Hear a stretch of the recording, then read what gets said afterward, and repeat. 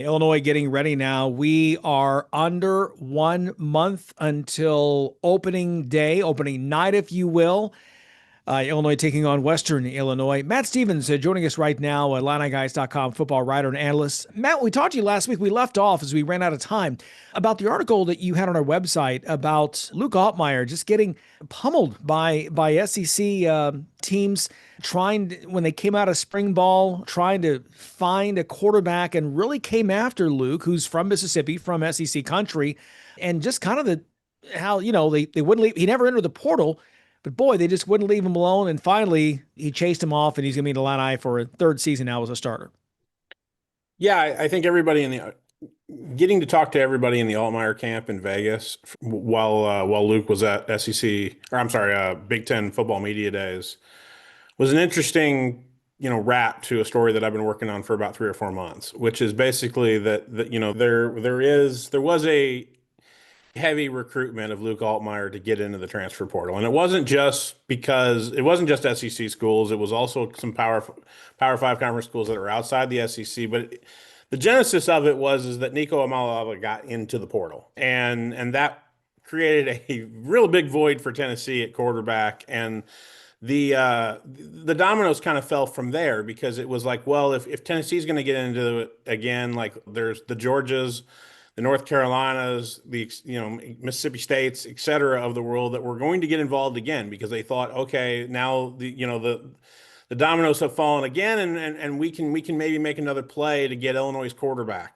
back closer to home. And what I found that was interesting is that when you're dealing with this type of thing, his representation and his family really, really thought that they could put out a number that was going to be ridiculous. And then everybody was going to be like, okay, he's staying at Illinois. We don't have to worry about this anymore.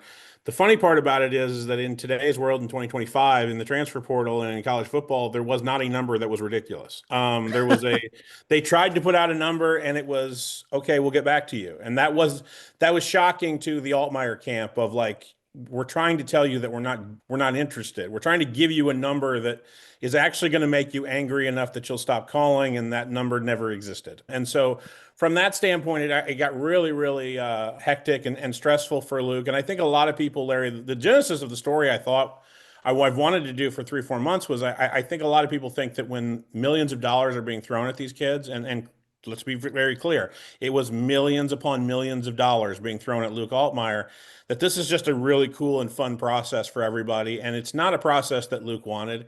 He did not want to have to do a second announcement that he was coming back to Illinois when nothing essentially he had not thrown another football in an Illinois jersey. He found that to be really, really weird. And he was just dead set on coming back to Illinois for a lot of reasons that didn't have anything to do with money, which was if he goes to another program without having spring ball, with having fall camp be the only thing he's had preparation for the season, he thought he was being set up to fail in everything except economics. And that's not anything that he wanted after having 2 years starting at Illinois and making the move initially anyway, in the winter of 2022. So it wasn't fun for Luke. It wasn't a desirable experience. It wasn't like when he was in the portal before, and it wasn't like being recruited as a high school player. I really want to get this over with. I really don't want to upset the people at Illinois, and I really don't want them to think that I'm in this for the dollars and cents of the whole thing. And I'd really like for it to stop. And then eventually the train got way off the tracks, and Luke finally had to make a decision that, hey, I've got to do something that gets this stopped. And because I'm not going anywhere else. And it was just a very, very, very, very, he called it a very, very stressful experience that was not warranted or wanted by anybody. Luke's agent, Luke's parents, and Luke himself, that it was just, it got crazy. And I'll just tell you guys, I don't care what College Sports Commission comes up with. It's not going to get any crazier. Like, it's not going to get any less crazy. I think that they're still going to throw millions upon millions of dollars at certain kids because they think that, that it's just really, it makes sense to them that Luke Altmyer would rather be the quarterback at Tennessee or the quarterback at Georgia or the quarterback at Mississippi State or the quarterback at North Carolina than the quarterback at Illinois. And there were so many different angles to this that could seem disrespectful to Illinois' football program, and quite frankly, seem disrespectful to Luke Altmyer in general, that it really, really got to be something where Luke found it really, really stressful. He's trying to rest. He's trying to prepare this summer to be the starting quarterback for the third straight year for the Illini. Is there so you go through this Mm-hmm. and you go through this process here with a guy like Luke. It seems like he's pretty level-headed, but you can see where it might have an impact on some other kids. And let's delve into maybe a little bit. Josh McCray Sure. he did take that option, right? I mean, he was a Brett Bielema favorite, and he chose to go to Georgia because, well, it's Georgia, right? And so, Right. it's not just Luke Altmyer. It's like all these kids are being tugged all the time. Yeah, I've said it before, Brad, and I'll say it again. Like, tampering doesn't exist. You know what I mean? Like, if you're not tampering with everybody else's roster, like, you're not doing it right, and everybody else is tampering with your roster. And there is a sense that, like, Brett Bielema tried to play off the Josh McCray thing of like, well, I've known this was going to happen for 2.5 years. No, you didn't. Like, it began, and I know you didn't because you went on Urban Meyer's podcast and basically said, oh my God, like 12 hours later, he's on a plane to Georgia. Yeah, no kidding. Because when he walked into your room, he said that exactly what he was going to do. Like, a lot of these kids, get contacted beforehand that they're going to go in the portal because their representation goes, okay, if you're going to get in the portal, this is the offer to get into the portal, right? We're not going to just go into the portal and then go, boy, I hope I get an offer, right? I mean, that's not how the world works. Luke was never going to get into the portal and not have everybody go, well, we've got our quarterback situation figured out, Luke. You might as well go back to Illinois. That's not how it worked. What confused Luke, and I think his representation, quite frankly, was two things. One, a lot of Luke's representation deals with MLB draft kids coming out of high school, and you know how this works, Brad, is that if we give you a number that's just totally ridiculous, then they'll know he's going to go to college, and we don't have to worry about this anymore. Like, it's everybody, all 30 MLB teams kind of understand, okay, we're going to lay off. That's not how this works in the college football transfer portal. There was not a number that everybody was going to go, yeah, okay, whatever. We're not paying that. Like, there wasn't a number. Like, everybody in the Altmyer camp thought there would be a number, and then the number kept going higher because Georgia needed a quarterback, and they're not going to get outbid by Tennessee, and Tennessee needed a quarterback, and Belichick needs a quarterback over at North Carolina, and they don't want to get outbid by Tennessee and Georgia. Like, it just became a really, really big ego contest that involved millions upon millions of dollars, and they didn't foresee that happening. The second thing was, when Nico Malava got into the portal, everybody kind of assumed, even in the Altmyer camp, well, you weren't willing to pay X amount of dollars for Nico. What makes you think you're going to pay X amount of dollars for me? And I think that there was a sense that because Luke Altmyer has this reputation as being a really good locker room guy, a good leader, a good captain on the Illinois football team, and a guy that can bring everybody together in a short amount of time, which is what they're going to ask you to do. His value went up, and what I mean by value is that his dollar value went up to a lot of teams. So yeah, Tennessee was probably willing to pay a lot more for Luke Altmyer than they were willing to pay for Nico Malava because of that reputation beyond what he can do on a football field and what kind of arm talent he had. So they just kind of misread the room in the sense of how desperate teams are going to be for a quarterback in the 2025 season. And I think they misread the idea that there was not anything they felt like Luke could do to just get everybody to just calm down and stop calling and understand that we're not on the market here. And because that's not how these guys operate. Quite frankly, it's not how college football coaches operate with high school commitments. Like, there's a lot of other sports where if you make your verbal commitment to a school, these college football coaches will stop, or these college coaches will stop calling you. That's not how it works in football. Your verbal commitment means nothing to them until the actual final date that you can sign. So they just kind of misunderstood the idea of how desperate these guys were, not only in just trying to fill their depth chart spots, but also financially in dollars and cents. So, have people considered the fact that Luke Altmyer has also helped Brett Bielema have a stable quarterback so that he can actually recruit year after year to create a quarterback room that's pretty impressive, and the value that has added to this team? So I'll answer it this way, Mike, is that the Altmyer camp also wanted to make it very, very clear that this wasn't hey, Tennessee's offering me this.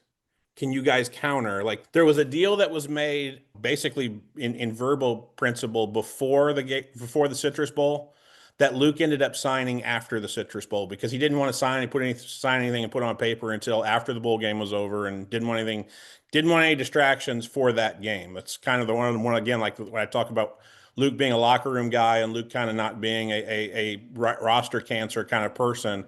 That's the kind of the way he saw things, and that's why he was so valuable to other schools. There was no like constant back and forth, even with like his agent. And Luke got also very tired of the idea that there were people talking behind his back without him having knowledge of what was being said and what position that he had. He didn't want this to be a counter A, counter B, like, you know, I'm going to use Illinois for leverage so I can get more money out of Illinois. For two reasons. One, I think Luke and his people realized that Illinois didn't have that much more money. And two, like they didn't want to create that image. But yeah, I think they've understood that Luke has, if as a 3-year starter, has stabilized that room. And quite frankly, Mike, from a dollars and cents standpoint, I think Luke Altmyer and what Illinois has been able to do in recruiting beyond Luke Altmyer in their high school football, in their high school quarterback room, when they recruit, we're talking about Trey Petty. You can talk about Carson Boyd. You can talk about the guys that they have committed, Michael Clayton and Lampita, the kid from Utah, the 4-star kid from Utah. Illinois has been pretty consistent on the idea that we don't want to have to go into the transfer portal again for another quarterback. And if we do, you know, we don't want to have to spend that rev share money, a large percentage of that rev share money at quarterback. That helps us from a roster construction standpoint going forward. And I think Luke Altmyer being able to stabilize that and not have Illinois have to go to the portal like they did with Brandon Peters, like they did with Tommy DeVito, like they did with Luke Altmyer.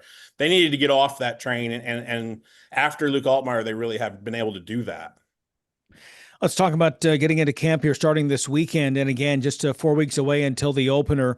We've already talked so much about this. Boy, I'm not sure if there's a single national outlet that Brett Bielema hasn't been on here in the past month. I mean, he's been, every time I pop up my, my X feed, here's another snippet where he's on, you name it, Phil to 68, or, well, I guess not Phil to 68, but Jim Rome or everybody else, ESPN, you name it.